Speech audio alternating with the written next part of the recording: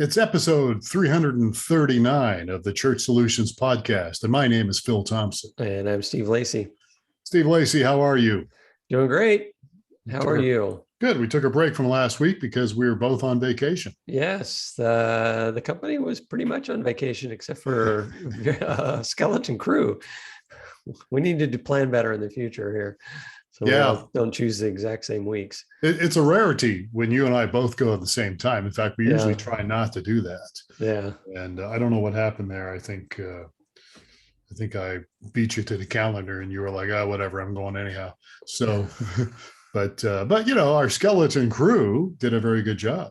Yes. We've got a great staff here. So, all right. So this podcast is brought to you by mychurchdaily.com. Check it out. Go to mychurchdaily.com. You can be on Amazon Echo devices, those smart speakers. You can do flash briefings, and you can just go to mychurchdaily.com and you can stay connected to your church. If you're a leader in your church, this is a great way to reach people and connect with people every day with a daily flash briefing. So please do that. It's a free trial too, right? So, you know it. All right. So now that we're back from vacation, I thought we would talk about, and this will be on our blog. We have a blog called blog.streamingchurch.tv. Let me pull up the notes here. I thought we would kind of revisit this little thing that we've talked about over the years, and that is free streaming the best option? Is free streaming really free? I think maybe is what we've called it before. Should you do free streaming? And, you know, look, I mean, full disclosure, we are a company that does streaming video, but it's worthwhile for you to know that, you know, there's some catches to some of this stuff out there that's free. And we do, we also offer streaming to your website and forwarding it onto these free services. We do. So, and yes, but we're going to go over the pros and cons of some of these free services. Yeah, so I've got some notes here, and it's you know, we don't have to rehash everything with the pandemic, but you know, a lot of churches weren't doing streaming video, and then the pandemic hit a couple of years ago, and everybody had to do something, and so for many people, they jumped on Facebook Live, and they did YouTube Live, and you know, those were the two most popular platforms. So you know, YouTube, I've got a few notes here, and I'll just go over them unless you want to jump in here. Go ahead. No, I think the 80-20 rule, the Pareto rule of the 80-20, I think prior to I don't have any official documentation on this, but just my gut feels about 20% of the churches were streaming, maybe more prior to the pandemic, and 80% were dabbling or not doing it at all. And now I think it's gone the other way where 80% are streaming and 20% are not. So yeah. So a lot of people are streaming. So, and they're streaming on lots of different platforms out there, some paid and some free. So let's talk about a couple of the free ones, shall we? We shall. The two biggies. The two biggies, YouTube Live. Let's talk a little bit about YouTube. It's according to the stats, these stats might be a couple years old, but they're the second most visited website worldwide, YouTube is. And they've got over 2 billion users each month. They've live videos remain available as archives, and I think I have a typo here in my notes. And then the archive videos are also searchable. YouTube is, of course, owned by Google, so a lot of people like that because Google is the #1 search engine out there. So YouTube has got some stuff going for them there. Yeah, they definitely do. Facebook's the other popular one. That's got over 2.5 billion users. 64 billion Facebook Live videos are watched daily. Wait a minute. They have 2.5 billion users and 64 billion. So everybody's watching 30 videos every day. Yep, absolutely. All right. Videos are immediately available to all your followers. I'll have to go back and check that stat, but I got these stats from, I didn't put it down, did I? But they're pretty reliable. Videos are immediately available to all your followers, and audiences can interact in real time. Let me just paraphrase that and say, I mean, real time in a sense that if I guess you're on there, you know, somebody type something, you can respond to that. I guess that would be probably a fair way to say it, I guess, right? Yeah. The stats are impressive. For churches looking to get into live streaming, what most of these churches were initially caring about at the time, especially during the pandemic, was it's free. It's pretty easy to use. It's accessible to most people. And either one sounds like a perfect solution to streaming a church service, right? Yeah. Maybe, maybe not. Yeah. So I mean, it might be a good fit, but I think we're going to go through all of the pros and the cons. So yeah, kind of back to our old title of our former one. Free ones are not necessarily free. You just pay with a different currency. So let's talk a little bit about the problems with YouTube and Facebook for when it comes to live streaming. First of all, they offer no support. And we have experienced this firsthand because we have, as you mentioned at the very beginning of the podcast here, Steve, we do give people an opportunity to stream with streamingchurch.tv. You can also stream to Facebook at the same time you're streaming to your website. You can go to YouTube at the same time using our platform, using our platform, I guess, our features. And even if you don't do that, sometimes people will use something like Wirecast and vMix, and you can also stream to multiple destinations using those encoders, as long as you have enough bandwidth, upload speed at your location, and you have enough CPU. So we get a lot of people going, hey, it's not working on Facebook. And so I always give them Mark Zuckerberg's phone number. And then I say, good luck with that. And of course, I don't have Mark Zuckerberg's phone number. But you don't do that either. I don't do that. I'm being facetious here. I'm being sarcastic, but we do think it though. Well, we do think it because I've actually said that to some people that I know. Some of the customers that I know, I say, here, you want his number? And they laugh because they know it's a joke. But the bottom line is, they don't offer support.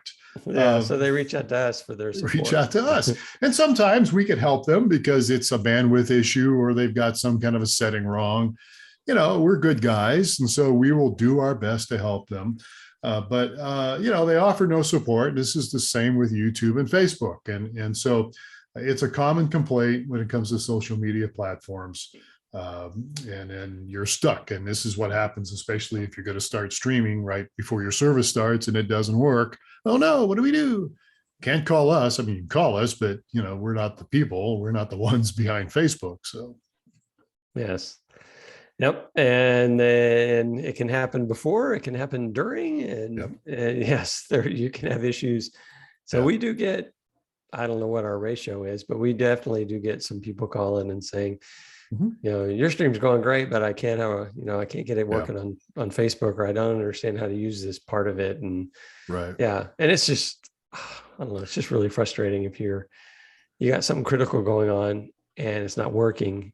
And there's no one to reach out to. There's no help. And and look, they do change things too.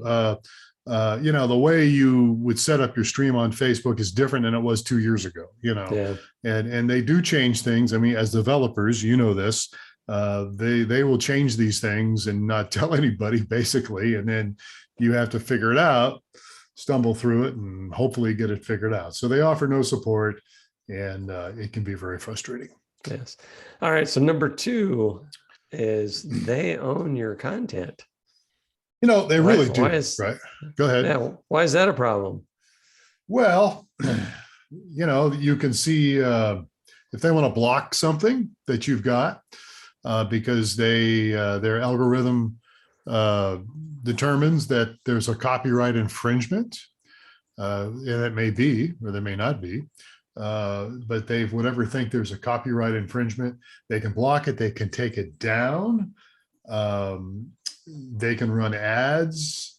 Well, actually, I'm getting ahead of myself here a little bit on our notes, but they can do a lot of things.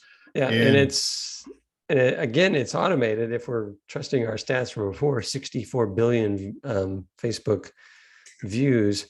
There's not 64 billion people out supporting or taking these things down. There's not somebody watching every video and going, this guy said the wrong thing, or it's all Yeah. automated and algorithm based. So it doesn't know that you licensed your content and you have a legitimate license to stream what you're streaming. The algorithm just says, oh, I see something that's copyrighted. I don't care if you have the ability, the copyright ownership or what, we're gonna stop you. I talked to somebody years ago that actually wrote some music and it was copyrighted. It's his song and all that stuff, and they still blocked it. Sorry, I wrote it. Sorry. So, excuse me. Still got the remnants of my summer cold here. So they own your content. And by the way, in case you haven't figured out right now, I mean, when we say they offer no support, we do offer support. And when they say they own your content, we don't own your content. When you stream with us, it's your content. Right. We're not going to take it down unless it's something really crazy and perverted. We're not going to do that. We're not going to take it down. I mean, we have, let's just go common sense here, right? So they own your content. We don't own your content, and it's your content and that kind of a thing. You can take it down if you want with us or whatever. So, all right. So shall we move on here? Yes, moving on. All right. So number 3, they're often unreliable. This is kind of what we touched on earlier. Things go wrong. And look, it happens with everybody. I mean, even us, something squirrely happens occasionally. But, again, when you have unreliability issues and you can't reach out to anybody, it's just nothing but frustration, We had a glitch yesterday, our chat, it wasn't our video, but our chat went down for a short time. And, we had a couple of people reach out to me and say, hey, the chat's down. Yeah, we're working on it. And they thanked me for, thanks for getting back to me, and we came back up. So. And we've had issues where people will call us and say everything's going great, but Facebook or YouTube's not working. And we try to help them out. And then we get another call and from the same region, and they go, we can't get our Facebook working. And we soon figure out, Facebook's having a problem in the southeastern United States, because no one out there can, that's associated with us is able to stream. So it does happen. It happens. It does happen. Not very common, but it does happen. It does happen. And I've had complaints about video quality. My Facebook video doesn't look good, and it's like, well, again, this is not in our hands. This is in Facebook hands, and the same thing with YouTube. So it's really, it's frustrating, but this is what, again, if it's free, this is what you kind of have to deal with. You don't have anybody to talk to about it. All right. Number 4, they control the ads. They actually control the environment as well. Yes. And this kind of leans into the fact that if I'm streaming on Facebook, that means my viewers are on Facebook, and there's all kinds of stuff going on where it's very easy to get distracted with other cat videos and other things going on. On Facebook, or there's also ads that they're running that may not be consistent with the messaging of your church. When we've seen this back early days when there were, there's probably not too many companies that have free streaming service that run the ads in the video anymore. But there used to be. It used to be with some great stories we got out of that. Churches taking intermission to show their condom ads or whatever. Not very good, not really good for family oriented stuff. And YouTube's the same thing, right? I mean, I think YouTube's maybe a little worse. You're streaming on YouTube, there's other stuff in the background, and like you said, distractions. And I've always thought the best ad for a condom ad would be just a couple having dinner with their kids.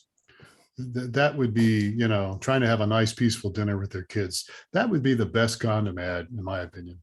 But anyhow, all right. So we're getting sidetracked here. But all right, number 5. All right, I'll probably get flack for that. So they do control the ads. It's ads. They control the environment. Number 5, the analytics are not accurate. The analytics, they're not necessarily true. Yeah, they tend to be just on the exaggerated side. Yeah, they are. Because there's, as you mentioned, there's 64 billion videos being viewed every day. Even if it's only 6.4 billion, that's still a lot. Okay. Keep drawing attention to that typo if you would. I'm giving you a hard time. Anyway, the deal is your video is going to show up in the feed, at least on the Facebook side and other places. So if people are just scrolling Facebook and they happen to scroll through your video, that's going to count as a view. Yep. And so the numbers tend to be really inflated, in my opinion. Yeah. So which excites some churches. They're like, oh, I've got a church of 50 people and we got 1,000 views this morning. Yeah. And you're just like, did you really get 1,000? You know? Yeah. And we get that too sometimes when people telling us the same thing. My understanding is there's a Facebook, used to be anyhow, that if you were on it for 3 seconds, they counted you. And my understanding with YouTube standard was 30 seconds. But it's really hard to say what exactly it is. But it's inflated numbers. They're definitely very inflated. They don't publish, like time on site and where they're viewing from and how long they're viewing or anything like that. Which we do, by the way. Yeah, which it's just the raw, this many people scrolled through your video as it rolled. So yeah. So the analytics really aren't accurate. It's hard to. And they're very shallow, as you might say, because we're going to give you, was it their first time, their second time, the third time to come back? Our analytics are very deep. Yeah, absolutely. So, and of course, the last problem with streaming with something like a free service like YouTube and Facebook is they could shut down your account. Yes, we have, typically they tend to flag you. I guess they're going to shut you down after repeat offenses, but they can flag you for copyright violations and put you in, I don't know, in temporary jail for a while. Facebook jail or Facebook timeout or something like that. Yes. And this gets back to the algorithm stuff we were talking about earlier in the podcast here, of what it listens for, what it detects, what it sees. And you're guilty until proven innocent, so it definitely can be frustrating. And whereas we won't shut you down unless of course you don't pay your bill, and then even at that we'll give you some leeway, we'll work with you, so yes, so we didn't talk about did we talk about some of the pros of going to YouTube and Facebook? I guess there's some opportunity to potentially be discovered. We talked about the numbers. Yeah. There's lots of numbers. And, as we were saying with YouTube, Google owns YouTube, right? So, you've got the idea is that they tell you if you're going to do advertising, social media, you should have a YouTube account and post things on your YouTube account because it will make it more, you'll be more Google friendly. Google will like you more. Right. So we're not saying you don't use, I guess what I'm trying to say here is if you're going to do free streaming, look out for these things we just mentioned and more. Right. And we're not saying don't ever do it, or we're not saying don't have a YouTube account or don't have a Facebook. We're not saying that. All we're saying is, use it wisely and understand what you're dealing with here. Right. You probably should have a YouTube account, and maybe post some of your archives from your church messages and other things that you want to go ahead and put it on there, put it on YouTube, put it on Facebook, because there are people there. No doubt about that. There are numbers there. All we're trying to say is, it's not just as free is not always free is what we're saying. Yeah. And we get, of all these, we get probably the most people that were streaming, on Facebook and YouTube before they came to us. Probably the thing that hits them the most is they got takedowns. They got copyright violations and they got takedowns. And that was that cost was too high for them to, they'll either mute the the message, while it's playing. Right. So, you got a bunch of people watching your service and all of a sudden the worship band goes silent. Right. They're just, yeah. So the people that come to us after, experimenting with this, that's probably the number one deal was copyright violation that results in a takedown. And they just say, I'm not going to risk that next week, when I broadcast my services. So, or if I, if I still want to do it, I'm going to make sure there's a safe, reliable place that is not going to mute the worship band, halfway through the second song. So, yeah, absolutely. All right. What we would strongly suggest, and look, we've been doing this for 20 years, but you might want to consider an organization that has technologies designed for ministry purposes. And that's what we've tried to do. And yeah, we're blowing our own horn here, but if you're going to pay for a service, look at what they have. What kind of features do they have? Are the features really designed for churches and ministries, or will they at least add benefit to your organization? And we have interactive stuff. We have follow-up features. I mean, we have a lot of features that can benefit your church. And prayer requests, and the Bible's integrated in. So it's important to, if you're going to pay for a service, you get a service that is geared for what you're doing. Right. So yeah. And there are some out there. I mean, I think we've been on the cutting edge of that for years, but there's others that have kind of come along and tried to replicate that. And, that's fine. If you want to go with somebody like that, that's fine. But again, it's really, when you're streaming video, you want to just have more than video, in my opinion. You want to be able to connect people. You want it to be interactive, and you want it to really benefit the people watching the experience, and also, help your church and help people connect with God and connect with people each the other. Ability to give online or fill out a connection card, or kind of do church online. So it's some of these other free services are not really geared for that. So they're not geared for that. And look, and we understand if you're on a budget, things are rough.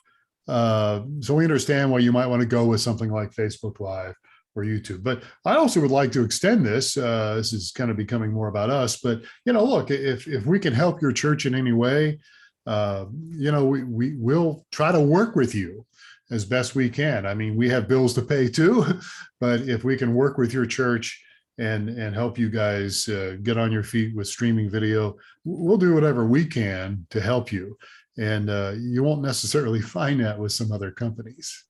So that is true. All right.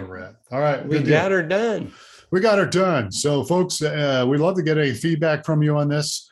Send us an email, support@streamingchurch.tv. And we'd be happy to hear a little bit back from you. Again, check out our product, mychurchdaily.com. And maybe take advantage of, speaking of tools and features for ministry, mychurchdaily.com has a lot to offer in that respect. We got some other things coming up in the pipeline, which we will talk about soon. So keep it right here. Make sure you subscribe to the Church Solutions Podcast, wherever you get your podcasts. Subscribe to us so you'll never miss a Church Solutions podcast. All right. All right, Steve. With that awkward pause, thank you for your contribution today. Glad to be here. All right. And folks, thank you for listening to the Church Solutions Podcast. I'm Phil Thompson. We'll catch you again next time on another episode. Until then.